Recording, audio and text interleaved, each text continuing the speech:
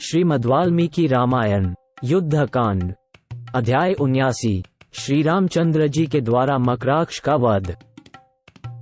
प्रधान वानरों ने जब देखा कि मकराक्ष नगर से निकला आ रहा है, तब वे सब के सब सहसा उछलकर युद्ध के लिए खड़े हो गए।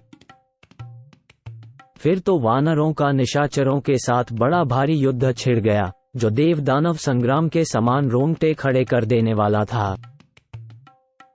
वानर और निशाचर वृक्ष, शूल, गदा और परिघों की मार से उस समय एक दूसरे को कुचलने लगे।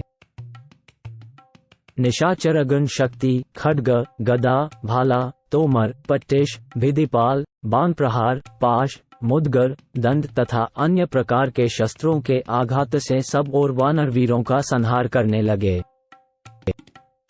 खरपुत्र मकराश ने अपने बाण समूहों से वानरों को अत्यंत घायल कर दिया। उनके मन में बड़ी घबराहट हुई और वे सब के सब भय से पीड़ित हो इधर उधर भागने लगे।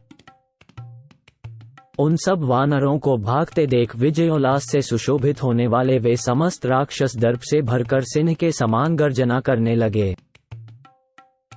वे वानर जब सब ओर भागने पर आने लगे, तब श्री रामचंद्र जी ने बाणों की वर्षा करके राक्षसों को आगे बढ़ने से रोका।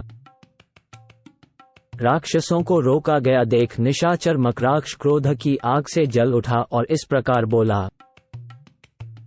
राम ठहरो, मेरे साथ तुम्हारा द्वंद्व युद्ध होगा। आज अपने धनुष से छूटे हुए पैने बाणों द्वारा तुम्हारे प्राण हर लूंगा। उन दिनों दंडकारण्य के भीतर जो तुमने मेरे पिता का वध किया था, तभी से लेकर अब तक तुम राक्षस वध के ही कर्म में लगे हुए थे। इस रूप में तुम्हारा स्मरण करके मेरा रोष बढ़ता जा रहा है। दुरात्मा राघव, उस समय विशाल दंडकारण्य में जो तुम मुझे दिखाई नहीं दिए, इससे मेरे अंग अत्यंत रोष से जलते रहते थे। किंतु राम, सौभाग्य की बात है जो तुम आज यहाँ मेरी आंखों के सामने पड़ गए। जैसे भूख से पीड़ित हुए सिंह को दूसरे वन जंतुओं की अभिलाषा होती है, उसी तरह मैं भी तुम्हें पाने की इच्छा करता था। आज मेरे बाणों के वेग से यमराज के राज्य में पहुंचकर तुम्हें उन्हीं वीर निशाचरों के साथ निवास करना पड़ेगा, जो तुम्हारे हाथ से मारे गए हैं। राम, यहाँ बहुत कहने से क्या लाभ, मेरी बात सुनो। सब लोग इस सम्रांगण में खड़े होकर केवल तुमको और मुझको देखें, तुम्हारे और मेरे युद्ध का अवलोकन करें। राम, तुम्हें रणभूमि में अस्त्रों से, गदा से अथवा दोनों भुजाओं से, जिससे भी अभ्यास हो, उसी के द्वारा आज तुम्हारे साथ मेरा युद्ध हो। मकराक्ष की यह बात सुनकर दशरथ नंदन भगवान श्री राम जोर जोर से हंसने लगे और उत्तरोत्तर बातें बनाने वाले उस राक्षस से बोले, निशाचर, क्यों व्यर्थ डींग हाँकता है? तेरे मुंह से बहुत सी ऐसी बातें निकल रही हैं, जो वीर पुरुषों के योग्य नहीं हैं। संग्राम में युद्ध किए बिना कोरी बकवास के बल से विजय नहीं प्राप्त हो सकती। पापी राक्षस, ये ठीक है कि दंडकारण्य में 14,000 राक्षसों के साथ तेरे पिता खरका, त्रिशिरा का और दूषण का भी मैंने वध किया था। उस समय तीखी चोंच और अंकुश के समान पंजे वाले बहुत से गीदड़ों तथा कौन को भी उनके मांस से अच्छी तरह तृप्त किया था, और अब आज वे तेरे मांस से भरपेट भोजन पाएंगे। श्री रघुनाथ जी के ऐसा कहने पर महाबली मकराश ने रणभूमि में उनके ऊपर बाण समूहों की वर्षा आरंभ कर दी। परंतु श्री राम ने स्वयं भी बाणों की बौछार करके उस राक्षस के बाण टुकड़े टुकड़े कर डाले। वे कटे हुए सुनहरी पांख वाले सहस्रों बाण पृथ्वी पर गिर पड़े। दशरथ नंदन भगवान श्री राम और राक्षस खर के पुत्र मकराक्ष, इन दोनों में एक दूसरे के निकट आकर बलपूर्वक युद्ध होने लगा।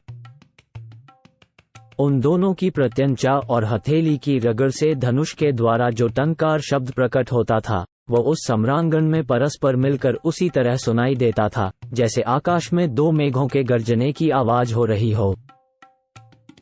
देवता, दानव, गंधर्व, किन्नर और बड़े बड़े नाग, ये सब के सब उस अद्भुत युद्ध को देखने के लिए अंतरिक्ष में आकर खड़े हो गए।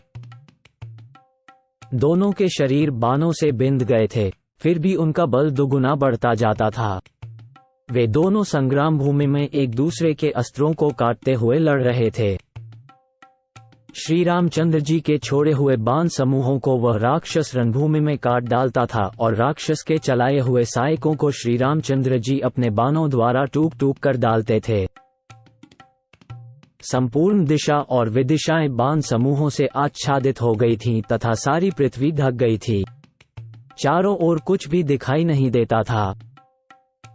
तदनंतर महाबाहु श्री रामचंद्र जी ने क्रोध में भरकर उस राक्षस के धनुष को युद्ध भूमि में काट दिया और 8 नाराजों द्वारा उसके सारथी को भी पीट दिया। फिर अनेक बाणों से रथ को छिन्न भिन्न करके श्री राम ने घोड़ों को भी मार गिराया। रथहीन हो जाने पर निशाचर मकराक्ष भूमि पर खड़ा हो गया। पृथ्वी पर खड़े हुए उस राक्षस ने शूल हाथ में लिया, जो प्रलय काल की अग्नि के समान दीप्तिमान तथा समस्त प्राणियों को भयभीत करने वाला था। वह परम दुर्लभ और महान शूल भगवान शंकर का दिया हुआ था, जो बहुत ही भयंकर था। वह दूसरे संहारास्त्र की भांति आकाश में प्रज्वलित हो उठा। उसे देखकर संपूर्ण देवता भय से पीड़ित हो सब दिशाओं में भाग गए। उस निशाचर ने प्रज्वलित होते हुए उस महान शूल को घुमाकर महात्मा श्री रघुनाथ जी के ऊपर क्रोधपूर्वक चलाया। खरपुत्र मकराक्ष के हाथ से छूटे हुए उस प्रज्वलित शूल को अपनी ओर आते देख श्री रामचंद्र जी ने 4 बाण मारकर आकाश में ही उसको काट डाला। दिव्य सुवर्ण से विभूषित वह शूल श्री राम के बाणों से खंडित हो अनेक टुकड़ों में बट गया और बड़ी भारी उल्का के समान भूतल पर बिखर गया। अनायासी महान कर्म करने वाले श्री राम के द्वारा उस शूल को खंडित हुआ देख आकाश में स्थित हुए सभी प्राणी उन्हें साधुवाद देने लगे। उस शूल के टुकड़े टुकड़े हुए देख निशाचर मकराश ने घूसा तानकर श्री रामचंद्र जी से कहा, अरे खड़ा रह, खड़ा रह। उसे आक्रमण करते देख श्री रामचंद्र जी ने हंसकर अपने धनुष पर आग्नेयास्त्र का संधान किया और उस अस्त्र के द्वारा उन्होंने रणभूमि में तत्काल उस राक्षस पर प्रहार किया। बाण के आघात से राक्षस का हृदय विदीर्ण हो गया, अतः वह गिरा और मर गया। मकराक्ष का धराशायी होना देख वे सब राक्षस श्री रामचंद्र जी के बाणों के भय से व्याकुल हो लंका में ही भाग गए।